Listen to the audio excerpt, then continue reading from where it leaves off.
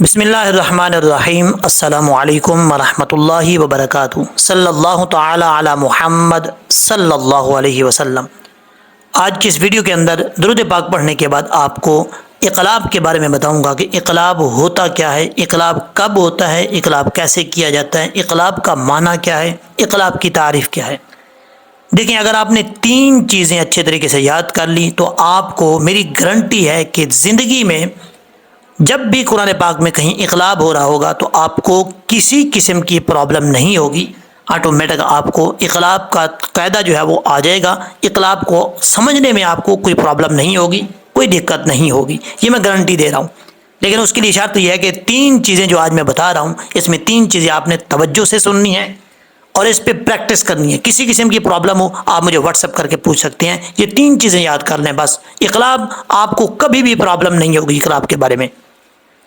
اس میں سے پہلی چیز آپ نے سمجھنی ہے کہ انقلاب ہے کیا۔ انقلاب کا معنی ہے بدلنا۔ ایک حرف کو دوسرے حرف کے ساتھ بدلنے کو انقلاب کہا جاتا ہے، یہ ہے انقلاب کا معنی، ٹھیک ہے۔ اب دوسری چیز آپ نے سمجھنی ہے کہ اس میں نون ساکن کون سا ہے اور نون تنوین کون سا ہے، اس چیز کو ڈیٹیل کے ساتھ آپ نے سیکھنا ہے۔ تیسری چیز آپ نے سمجھنی ہے کہ انقلاب کی تعریف کیا ہے۔ اگر آپ نے انقلاب کی تعریف اچھے طریقے سے یاد کر لی اور انقلاب کی مثال یاد کر لی تو آپ کو کبھی بھی زندگی میں کوئی پرابلم نہیں ہوگی انقلاب کے بارے میں۔ اب آپ کو اس ویڈیو کے اندر انقلاب کی تعریف، انقلاب کی مثال، انقلاب کا معنی ٹوٹلی جو ہے آپ کو اچھے طریقے سے سمجھاؤں گا۔ توجہ سے سیکھنا ہے آپ نے۔ دیکھیں، انقلاب کا معنی آپ کو بتا چکا ہوں کہ انقلاب کا معنی ہوتا ہے بدلنا۔ اب یہاں پر تصویر آپ کے سامنے ہے، اب آپ کو میں بتانے جا رہا ہوں کہ نون ساکن کیا ہے اور نون تنوین کون سا ہوتا ہے۔ پہلی بات تو یہ ہے کہ نون ساکن، یہ دیکھیں جس کے اوپر میں نے ایرو رکھا ہوا ہے یہ نون ساکن ہے۔ اگر آپ کو یہاں پہ اچھے طریقے سے سمجھ نہیں آ رہی تو آپ اس جگہ پہ آ جائیں جہاں پر اب میں نے ایرو رکھا ہوا ہے، یہاں پر سمجھ لیں یہ نون ساکن ہے۔ نون ساکن کے اوپر جزم ہوتا ہے۔ ویسے آپ نے یہ یاد رکھنا ہے کہ جس حرف کے اوپر جزم آ جائے وہ حرف ساکن ہوتا ہے۔ اب یہاں پر نون ساکن کے اوپر جزم ہے، نون کے اوپر جزم ہے تو نون کیا ہوا؟ ساکن ہوا۔ اب یہاں پر دیکھیں کنتم میں نون کے اوپر جزم ہے تو نون کیا ہوا؟ ساکن ہوا۔ یہ آپ کو میں مثالیں دے کر سمجھا رہا ہوں تاکہ آپ کو پرابلم نہ ہو، اچھے طریقے سے سمجھ آ جائے۔ اب میم پر آ جائیں، میم کے اوپر جزم ہے تو میم کیا ہوا؟ میم ساکن ہوا۔ اسی طریقے سے آپ نے چند مثالیں لے لینی ہیں، ان کی پریکٹس کرنی ہے۔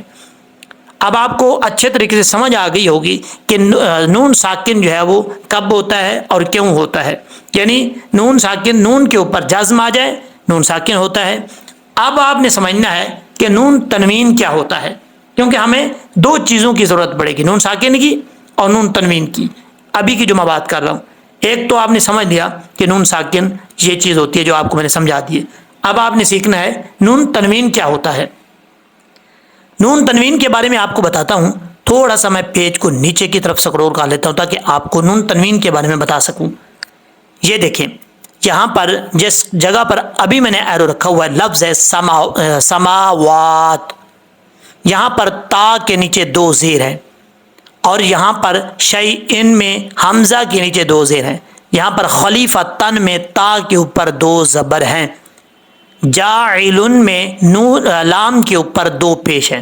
اب تینوں چیزیں آپ نے اچھے طریقے سے سمجھنی ہیں۔ دو زیر آ جائے، دو زبر ہو اور دو پیش ہوں، اس کو کیا کہا جاتا ہے؟ یہ اصل میں نون تنوین ہے۔ کیا ہے یہ؟ نون تنوین ہے۔ دو زبر، دو زیر، دو پیش کو نون تنوین کہا جاتا ہے، اور نون کے اوپر جزم آ جائے تو وہ نون کیا ہوتا ہے؟ ساکن ہوتا ہے۔ یہ دو چیزیں آپ کو میں نے سمجھا لی ڈیٹیل کے ساتھ۔ اب آپ کو میں بتاتا ہوں تیسری چیز، ہم نے انقلاب کی تعریف سیکھنی ہے۔ انقلاب کی تعریف کیا ہے؟ اگر آپ کے پاس کاپی پینسل ہے تو آپ وہاں پہ لکھ سکتے ہیں تاکہ آپ کو پرابلم نہ ہو۔ اچھے طریقے سے اس کو یاد کر لیں، رٹا لگا لیں سمجھ کے۔ جب آپ کو یاد ہو جائے گی پھر سمجھنے میں بھی آسانی ہوگی۔ مثال بھی دے دوں گا آپ کو۔ تعریف لکھ لیں، نون ساکن اور نون تنوین کے بعد اگر حرف با آ جائے تو کیا ہوگا؟ نون ساکن اور نون تنوین کو میم سے بدل کر اخفا پڑھیں گے۔ کیا کریں گے؟ نون ساکن اور نون تنوین کو میم سے بدل کر اخفا کریں گے، یعنی اخفا کا غنہ کریں گے۔ اخفا کا معنی ہوتا ہے چھپانا، ٹھیک ہے، یعنی چھپا کر پڑھیں گے۔ اب آپ کو بتاتا ہوں، اس مثال پہ چلتے ہیں۔ یہ دونوں تینوں چیزیں آپ کو میں نے سمجھا دی ہیں، تنوین بھی اور نون ساکن بھی، اور اس کے بعد تعریف بھی اقلاب کی۔ اب یہاں پر آپ نے دیکھنا ہے، مثال کے اوپر فوکس کرنا ہے۔ یہ دیکھیں، یہاں پر حمزہ کے بعد نون ہے، نون ساکن ہے۔ ہم نے تعریف کیا پڑھی تھی؟ نون ساکن اور نون تنوین کے بعد، یہاں پر نون ساکن ہے، نون ساکن کے بعد کیا آ رہا ہے؟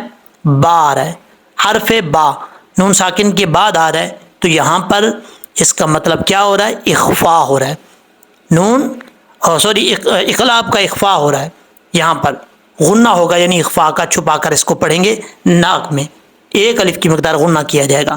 حمزہ نون زبر ان، اور اس کے بعد کیا ہے؟ با، با زیر بی، ام بی، ام بی۔ اس طریقے سے آپ نے اس کو سمجھنا ہے۔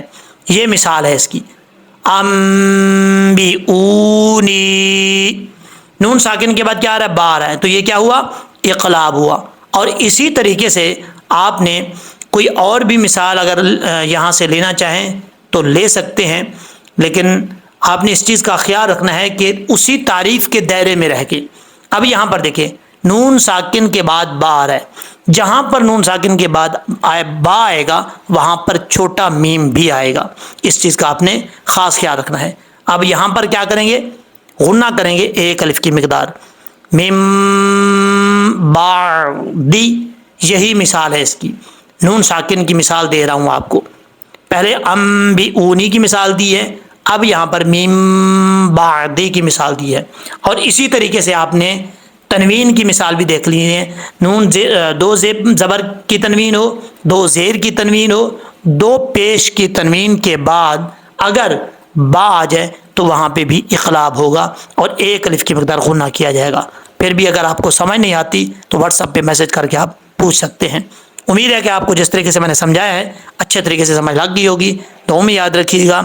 انشاءاللہ العزیز نیکسٹ ویڈیو میں ملتے ہیں۔ اللہ تبارک و تعالی ہم سب کا حامی و ناصر ہو۔